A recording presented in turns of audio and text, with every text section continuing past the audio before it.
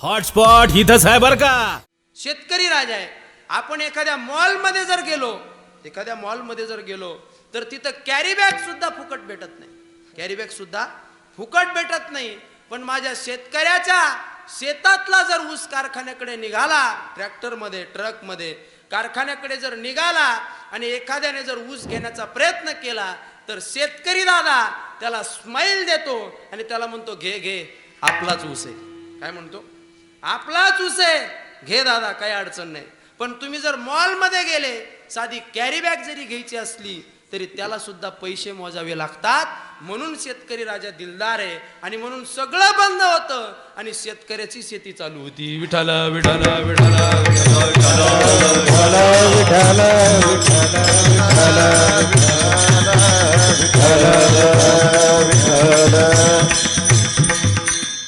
कालच शेतकऱ्याचे जाणते राजे आदरणीय शरदचंद्रजी पवार साहेब, मी काय कुठल्या पक्षाचा नाही बरं, आहे का नाही, मी काय कुठल्या पक्षाच्या विचाराचा माणूस नाहीये, पण असामान्य माणसासाठी असामान्य ज्यांनी काम केलं, असामान्य ज्याचं काम आहे देश पातळीवरती, आदरणीय शरदचंद्रजी पवार साहेब, त्यांचा काल वाढदिवस होता आणि त्या वाढदिवसाच्या निमित्ताने त्यांची मी मुलाखत ऐकली बघा आप्पा.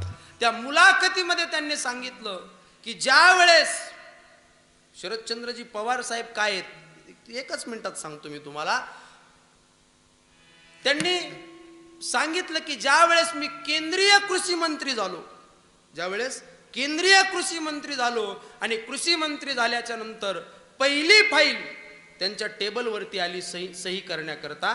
पहिली फाईल अशी आली की आपल्याला बाहेर देशामधून अन्नधान्य आयात करायचंय. कोणती फाईल आली? बाहेर देशामधून अन्नधान्य आयात करायचंय. आणि शरद पवार साहेबांनी सांगितलं काल की ती फाईल ज्यावेळेस मी पाहिली त्यावेळेस मला खंत वाटली की अरे, कृषी प्रधान असलेल्या देशामध्ये दुसऱ्या देशातून अन्नधान्य आयात करावं लागतं, याच्यापेक्षा दुःख काय असू शकतं. आणि त्यांनी सांगितलं की मी त्या फाईलवरती सही केली नाही. मग त्या फाईलवरती सही करण्याकरता मनमोहन सिंग त्यावेळेस पंतप्रधान होते, त्यांचा फोन आला की त्याच्यावरती सही करा. ते म्हटले अहो, कृषी प्रधान देशामध्ये, ज्या देशामध्ये 50 ते 60% लोक शेती करतात, त्या देशामध्ये जर अन्नधान्य आयात करावं लागत असेल तर ही शोकांतिका, खूप मोठी शोकांतिका. त्यांचं कार्य सांगतोय मी तुम्हाला. पण ज्या वेळेस तिथून पुढे 2 ते 5 वर्षाने असा काळ आला, असे काही कामं केले पवार साहेबांनी, असे काही कामं केले की आपल्या देशातलं अन्नधान्य बाहेरच्या देशामध्ये जायला लागलं. एवढी क्रांती करणारे जर कोण असतील तर ते पवार साहेब आहेत. आणि एका क्षेत्रातलं ज्ञान आहे असं नाही. 81 वर्ष झालं पण आणखीनही स्वतःला 81 वर्षाचे न समजणारे पवार साहेब ते आणखीनही म्हणतात अभी तो मैं जवान हूं. है का नाही? 81 साल का नौजवान, है का नाही, नौजवान आणि तरुणांना प्रेरणा देणारं त्यांचं काम आहे. आणि एका क्षेत्रामध्ये नाही, क्रीडा क्षेत्रामध्ये, कला क्षेत्रामध्ये, राजकीय क्षेत्रामध्ये, औद्योगिक क्षेत्रामध्ये, शेतीच्या क्षेत्रामध्ये, कुठलंही क्षेत्र असो, साहित्यिक क्षेत्रामध्ये, कला क्षेत्रामध्ये पवार साहेबांचं खूप मोठं योगदान आहे. म्हणून त्यांना सामान्य माणसाकरता असामान्य कार्य करण्याकरता त्यांना उदंड आयुष्य लाभो एवढीच प्रार्थना करतो आणि सेवेला प्रारंभ करतो. विठाला विठाला विठाला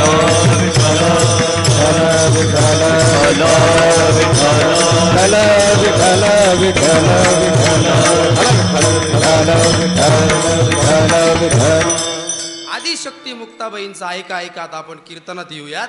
आदिशक्ती मुक्ताबाईंचा आपण अभंग गोड असा सेवेकरता निवडलेला आहे. आणि त्या अभंगामध्ये आदिशक्ती मुक्ताबाई हा अभंग सिद्धबेटामध्ये आळंदीमध्ये तयार झाला. आळंदीमध्ये सिद्धबेट देवाचं पवित्र ठिकाण आहे आणि त्या पवित्र ठिकाणामध्ये मुक्ताबाईचा हा अभंग तयार झाला. आणि हा अभंग ज्या वेळेस तयार झाला ना, ऐका लक्ष देऊन मी तुम्हाला सुंदर चिंतन देणार आहे. अभंग ज्या वेळेस तयार झाला त्यावेळेस या अभंगाची रचना शब्दबद्ध करण्याचं काम जर कोणी केलं असेल तर साक्षात भगवान परमात्म्याने आणि नियतीने हे अभंग शब्दबद्ध करण्याचं काम केलं. कारण मुक्ताबाईने ज्या वेळेस अभंग लिहिला त्यावेळेस मुक्ताबाईने स्त्री धर्म पाळला. काय पाळला? स्त्रियांचा धर्म पाळला. तुम्ही म्हणाल महाराज काय आहे स्त्रीचा धर्म? स्त्रीचा धर्म असा असतो बघा, व्यवहारामध्ये जर आपण विचार केला तर सगळं काही स्त्री करते. सगळ्या कुटुंबाचं भरण पोषण करण्याचं काम स्त्री करते. आपल्या मुलाला संस्कार देण्याचं काम स्त्री करते. आपल्या कुटुंबाला एकत्रित बांधण्याचं काम स्त्री करते. आपल्या मुलाला संस्कार देण्याचं काम करते. आपल्या मुलाला वाढवण्याचं काम करते. आपल्या मुलाचं संगोपन करण्याचं काम करते. पण आजपर्यंत भारतातल्या एकाही स्त्रीने आपल्या पतिराजाच्या ऐवजी माझं नाव लागावं मुलाच्या समोर अशी एकाही जाती धर्मातल्या आणि एकाही भारतातल्या स्त्रीने आणखी तरी अपेक्षा केली नाही की माझं नाव माझ्या मुलाच्या समोर लागावं किंवा माझ्या पतिराजाच्या प्रॉपर्टीमध्ये माझा काहीतरी हिस्सा असावा असं किंवा माझं नाव लागावं आजपर्यंत तरी एकाही भारतातल्या स्त्रीने अपेक्षा केली नाही. आणि तो स्त्री धर्म म्हणजे समर्पणाचा धर्म आहे. स्त्रीच समर्पण करू शकते महाराज. काय करू शकते? स्त्रीच समर्पण करू शकते. ऐका बघा, आपण कीर्तन ऐकतोय, या जगामध्ये स्त्रीचं जर कर्तृत्व असेल तर त्या स्त्रीच्या कर्तृत्वावरती मी तर असं म्हणेल की या जगाच्या पाठीवरती जेवढे कर्तृत्ववान मुलं जन्माला आले त्यांच्या पाठीमागे मातृत्वाची शक्ती आहे. हो, पितृत्वाची असेल नसेल तरी चालेल पण मातृत्वाची शक्ती आहे. मी 2 उदाहरण सांगून जातो. भगवान हनुमंतरायाच्या पाठीमागे अंजनी मातेची शक्ती होती म्हणून हनुमंतराय बलवान होते. मी तुम्हाला स्त्री सांगत होतो, हनुमंतरायाच्या पाठीमागे अंजनी मातेची शक्ती होती म्हणून हनुमंतराय बलवान होते. आणि हिंदवी स्वराज्याचे संस्थापक छत्रपती शिवाजी महाराजांच्या पाठीमागे जिजाऊ साहेबांची शक्ती होती म्हणून राजे बलवान होते. मला असं वाटतं जे कर्तृत्ववान मुलं आहेत त्यांच्या पाठीमागे आपल्या मातृत्वाची शक्ती असते. आणि स्त्रीच एक अशी आहे या जगामध्ये, या भारतामध्ये किंबहुना संसारामध्ये स्त्रीच एक अशी आहे की ती आपल्याला समर्पण करते. महाराज काय करते? लक्ष देऊन ऐका माझं कीर्तन. स्त्री आपल्याला समर्पण करते. समर्पण. माणूस हा संसारामध्ये अहंकाराने जीवन जगतो आणि स्त्री ही समर्पणाने जीवन जगते. महाराज एक गोष्ट सांगू का आप्पा? या स्त्रियांनी जर 4 प्रकाराने आपल्याला जर प्रेम दिलं नसतं तर माणूस आहे ना, माणूस माकडासारखा या झाडावरून त्या झाडावरती फिरला असता. हो, माकडासारखा फिरला असता. या स्त्रियांनी 4 प्रकाराने या जगतावरती प्रेम केलं बघा. पहिलं आई होऊन प्रेम केलं. दुसरं बहीण होऊन प्रेम केलं. तिसरं पत्नी होऊन प्रेम केलं. आणि चौथं मुलगी होऊन प्रेम केलं. या 4 प्रकाराने जर या मातृत्वाने आपल्यावरती प्रेम नाही केलं तर माणसं आहेत ना, माणसं माकडासारखे झाडावर या झाडावरून त्या झाडावरती फिरले असते महाराज. हो बघा तुम्ही संत वाङ्मयामध्ये सुद्धा या 4ही जे संबंध आहेत, आईचा, बहिणीचा, पत्नीचा, मुलीचा, 4ही प्रकाराने साधू संतांनी वर्णन केले महाराज. जशी आई आपल्यावरती प्रेम करते तसे संत सुद्धा आपल्यावरती प्रेम करतात.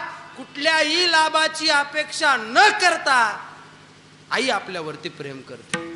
करीला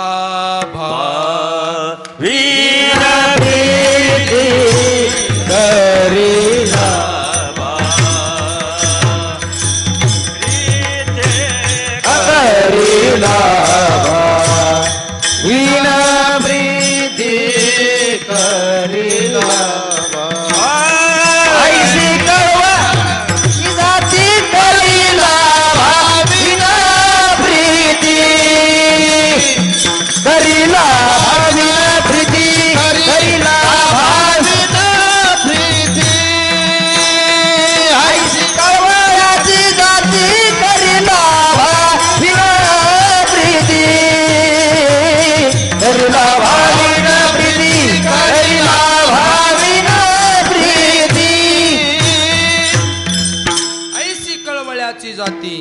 करी लाभावीन प्रीती. कुठल्याही प्रेमाची अपेक्षा न करता, कुठल्याही गोष्टीची अपेक्षा न करता लाभावीन प्रीती करणारी या जगामध्ये जर कोण असेल तर ते फक्त आई आहे महाराज. आणि ती आईच आपल्या मुलाला समर्पण करू शकते. ती आईच पत्नी होऊन आपल्या पतीला समर्पण करू शकते. ती आईच बहीण होऊन आपल्या भावाला समर्पण करू शकते. आणि तीच आई मुलगी होऊन आपल्या बापाला समर्पण करू शकते. जसं साधू संत देवाला समर्पण करतात तसं स्त्रियांनी सुद्धा मुलगी होऊन महाराज, मुलगी होऊन. तुम्हाला एक गोष्ट सांगू बघा, लक्षपूर्वक ऐका. देवाने ज्या वेळेस मुलगी बनवली, मुलगी देवाने ज्या वेळेस मुलगी बनवली आणि देवाने ज्या वेळेस मुलगा बनवला, त्या मुलगा बनवण्यामध्ये आणि मुलगी बनवण्यामध्ये फरक आहे. मुलगा बनवण्यामध्ये आणि मुलगी बनवण्यामध्ये फरक आहे. मुलगा बनवत असताना बापाच्या डोक्याची कवटी काढली. ऐका मी काय सांगतोय. बापाच्या डोक्याची कवटी काढली आणि मुलगा बनवला. आणि मुलगी बनवत असताना बापाच्या हृदयाचा तुकडा काढला आणि मुलगी बनवली महाराज. म्हणून हृदय जेवढं कोमल आहे तेवढी मुलगी कोमल आहे. आणि कवटी जेवढी निबर आहे तेवढं पोरग निबर आहे. बघा बघा, तुम्ही लक्ष देऊन ऐकताय. कवटी जेवढी निबर आहे ना तेवढं पोरग निबर आहे बघा. आणि याच्याही पुढची मी तुम्हाला गोष्ट सांगतो बघा. एखादा जर बाप आहे ना, बाप मोटरसायकल वरून जर 100 किलोमीटरचा जर प्रवास करून आला ना घरी आल्याच्या नंतर त्या गाडीची फायरिंग ऐकल्याबरोबर अगोदर पळत पळत, हो बघा, 3 वर्षाची मुलगी असू द्या आणि 6 वर्षाचा मुलगा असू द्या, 3 वर्षाचं अंतर ठेवावं लागेल ना, आहे का नाही. 3 वर्षाची मुलगी असू द्या आणि 6 वर्षाचा मुलगा असू द्या महाराज, दारामध्ये त्या मोटरसायकल जवळ पळत पळत कोण येतो? कोण येतो? बोला बोला, कोण येतो? तुम्हालाही मुलगी आहे, मलाही मुलगी आहे, प्रत्येकाच्या घरामध्ये मुलगी आहे बघा. हो, अगोदर पळत पळत कोण येतो? मुलगी येते महाराज, मुलगी येते. आणि मुलगी पळत पळत येते, छोटे छोटे पावलं घेऊन ती पळत येते. तिला चालताही येत नसतं, तरी सुद्धा माझे बाबा आले, माझे बाबा आले म्हणून ती पळत येते. आणि बाप सुद्धा तिला उचलून घेतो. आणि उचलून घेतल्याच्या नंतर 1000 किलोमीटरचा प्रवास केलेला बाप त्या मुलीला पाहिल्याबरोबर शांत होतो महाराज. त्याचं अंतःकरण मुलीला पाहिल्याबरोबर शांत होतं. आणि ती मुलगी पुन्हा खाली उतरते, ठुमुक ठुमुक पळत जाते आणि त्या माठामधून पाणी आणते. तिला आणताही येत नाही महाराज, हातामध्ये व्यवस्थित धरताही येत नाही. पण ती मुलगी आहे ना, ती पाणी घेऊन येते. येत असताना तिच्याकडून पाणी सांडतं. एक घोटभर त्या ग्लासमध्ये पाणी राहतं. एका घोटाने बापाला काहीच होत नाही महाराज. पण बापाने त्या मुलीच्या हातचा ग्लास घेतला आणि एक घोट पाणी पिलं की बापाचं अंतःकरण भरून येतं. माझ्या बहिणी मला पाणी आणलं, माझ्या बहिणी मला पाणी पिण्याकरता आणलं. आणि ज्या वेळेस मुलगी बापाला पाणी पाजित असते त्यावेळेस पोरग तिथंच एका कोपऱ्यात बसलेलं असतं. आणि पोरग म्हणत असतं, जिवंत आहे तोपर्यंत तू पाणी पाज, मेल्यावर मी पाजील. काय म्हणत असतं पोरग? जिवंत आहे तोपर्यंत तू पाणी पाज, मेल्यानंतर मी पाणी पाजील. कारण त्यावेळेस तू माझा हक्क हिरावून घेऊ शकणार नाहीस, त्यामुळे तू आत्ता पाणी पाज, मी गेल्यानंतर पाजील. महाराज तीच मुलगी, त्या मुलीला बाप उचलून घेतो. आणि ज्या वेळेस तोपर्यंत आई जेवायला ताट वाढते, ती मुलगी बापाच्या तोंडापर्यंत हात पुरत नाही, बापाच्या तोंडापर्यंत त्या मुलीचा हात पुरत नाही. ती उठते आणि उठल्याच्या नंतर कसा तरी बापाच्या तोंडामध्ये मुखामध्ये घास घालते. त्यावेळेस बापाचं अंतःकरण भरून येतं महाराज.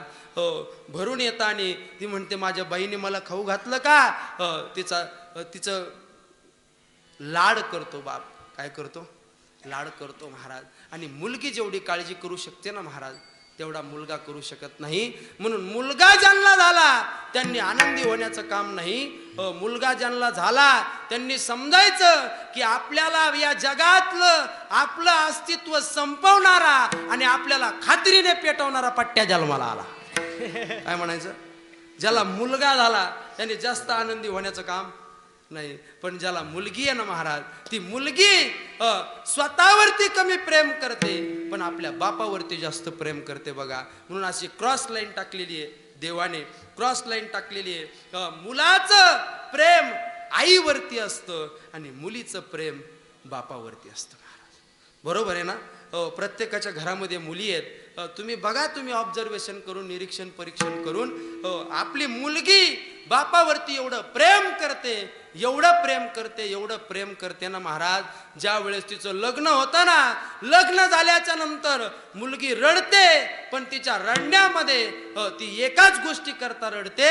ती जात असताना आईला सांगत असते, आई तू जरा बोलायला फटकळेस, माझ्या बाबाला जरा सांभाळ, बाबाला जास्त बोलू नको, बाबाला जास्त तकलीफ देऊ नको. अरे माझ्या करता, आपल्या कुटुंबाकरता हाडाचे काढ केले, रक्ताचं पाणी केलं बाबाने, आता बाबाला त्रास देण्याचं काम करू नको. मुलगी सांगते महाराज, मुलगी सांगते. आणि तीच मुलगी ज्यावेळेस नांदायला जाते ना, त्यावेळेस माहेरामध्ये, सासरला सुद्धा मुलगी याच्याच करता चांगलं राहते की माझ्या बापाचं नाव निघालं पाहिजे.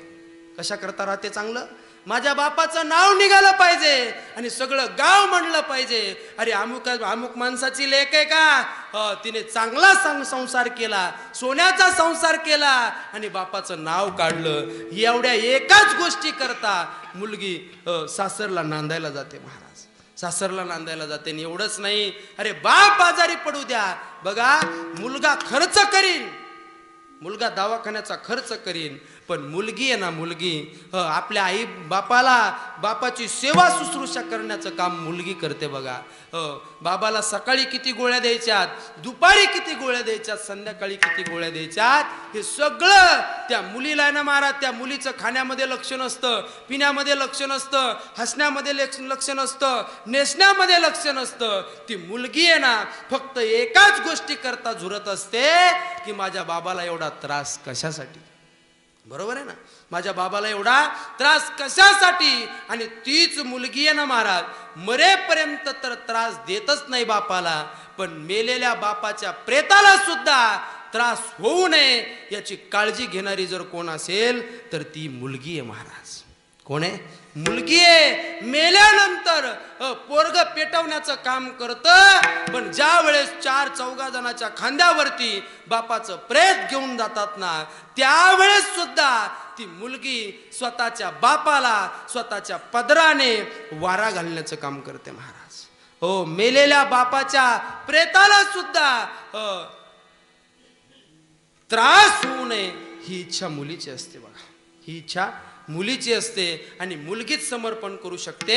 आणि मी तर तुम्हाला असं म्हणेल, मी तुम्हाला समर्पण सांगत होतो आणि तेच समर्पण आजच्या अभंगामध्ये आपल्याला पाहायला मिळतं की तुम्ही कोणत्याही संतांचा अभंग बघा, जगद्गुरु तुकोबारायांचा अभंग बघा, शेवटी तुका म्हणे माझे लिहिलेलं असतं. नामदेव महाराजांचा अभंग बघा, त्याच्या शेवटी नामा म्हणे लिहिलेलं असतं. ज्ञानोबारायांचा अभंग बघा, ज्ञानदेव म्हणे किंवा बाप रखुमादेवी उर्वास लिहिलेलं असतं. सावता महाराजांचा अभंग बघा, आधी करून सगळ्या संतांचे तुम्ही अभंग बघा, त्या संतांचं अभंगाच्या शेवटी नाव लिहिलेलं असतं. पण मुक्ताबाईच्या ताटीचे जे 11 अभंग आहेत, त्या 11 अभंगामध्ये एकाही अभंगामध्ये तुम्हाला मुक्ताबाईचं नाव सापडणार नाही.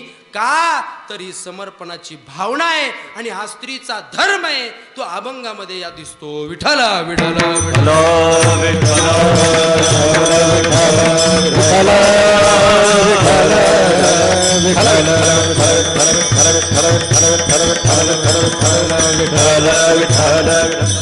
दुसरी गोष्ट अशी आहे की प्रत्येक जण हा अभंग म्हटल्याच्या नंतर योगी पावन मनाचा साहे अपराध जनाचा, हा अभंग म्हटल्याच्या नंतर महाराष्ट्रातील आमचे बरेच कीर्तनकार मंडळी सांगताना सांगत असतात की मुक्ताबाईने ज्ञानोबारायांना केलेला उपदेश म्हणजे ताटीचे अभंग. पण मी म्हणतो, मुक्ताबाईंना ज्ञानोबारायांना अधिकार, उपदेश करण्याचा अधिकार नेमका दिला कोणी? दिला कोणी? महाराज, ज्ञानोबारायांना मुक्ताबाईने उपदेश केलेला नाहीये. लक्ष द्या मी काय बोलतोय. ज्ञानोबारायांना मुक्ताबाईने उपदेश केलेला नाहीये, तर प्रार्थना केलेली आहे महाराज. काय केलेली आहे? प्रार्थना केलेली आहे. कारण उपदेश त्यालाच करावा लागतो की जो अज्ञानाचा खलतम पुतळा आहे, जो अज्ञानी आहे, ज्याला वेद वेदांत कळत नाही, ज्याला शास्त्र कळत नाही, ज्याला धर्म कळत नाही, ज्याला नीती कळत नाही, जो अज्ञानी आहे त्याला उपदेश करावा लागतो. पण विश्वमौली ज्ञानोबरायांच्याकडे जर बघितलं तर ज्ञान कसं आहे, त्यांच्या जवळच आहे. आणि नुसते ज्ञानी नाही आहेत तर ज्ञानी यांचे राजे.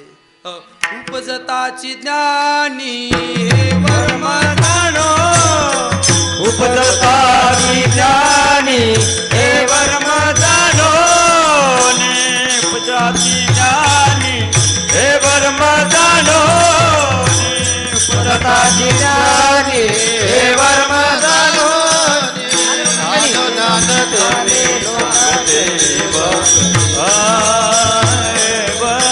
आले लोटांगणी चांग देव, चांग देव आले लोटांगणी चांग देव, चांग देव आले लोटांगणी चांग देव. उपजताची ज्ञानी आले लोटांगणी चांग देव, आले लोटांगणी चांग देव. उपजताची ज्ञानी हे वर्म जाणो, आले लोटांगणी चांग देव, आले लोटांगणी चांग देव, चांग देव.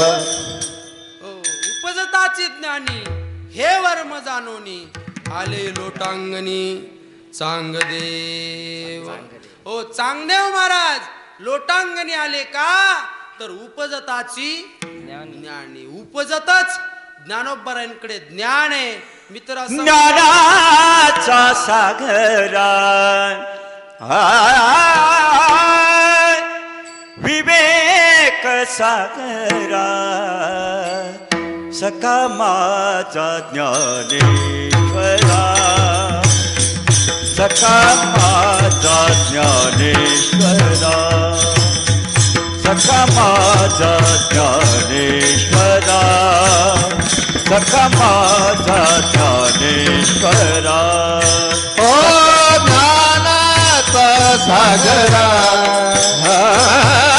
विवेका सागरा, सख्या माझा ज्ञानेश्वरा, ओ सख्या माझा ज्ञानेश्वरा, सख्या माझा ज्ञानेश्वरा, सख्या माझा ज्ञानेश्वरा. मरोनियाचा विचार, मरोनियाचा बाबाच्या पोटाया, बाबाच्या पोटाया ज्ञानाचा सागरा विवेक सागरा, सखा माझा ज्ञानेश्वरा, सखा माझा ज्ञानेश्वरा, सखा माझा ज्ञानेश्वरा, सखा माझा ज्ञानेश्वरा.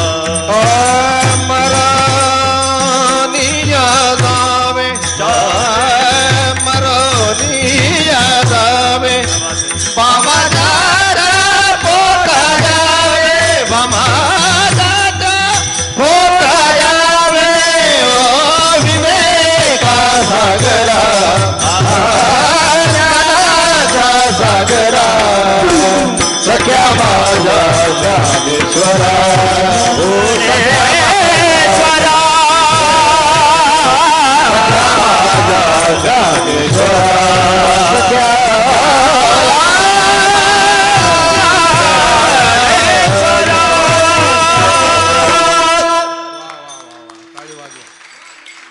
अतिशय गोड ज्ञानाच्या सागरा. नुसतं ज्ञान आलं, असे ज्ञान आलं, ज्ञानोबराय ज्ञानाकडे गेले नाही. किंबहुना मी तर असं म्हणेल ज्ञानालाच फुटलेले हातपाय म्हणजे विश्वमाऊली ज्ञानोबराय. विठ्ठल विठ्ठल विठ्ठल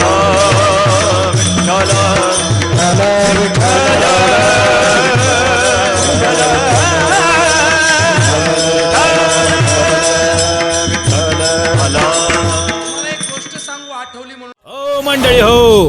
हॉटस्पॉट इथंच आहे बर का. तर मग चला चॅनलला सबस्क्राईब करा आणि घंटी नक्की वाजवा.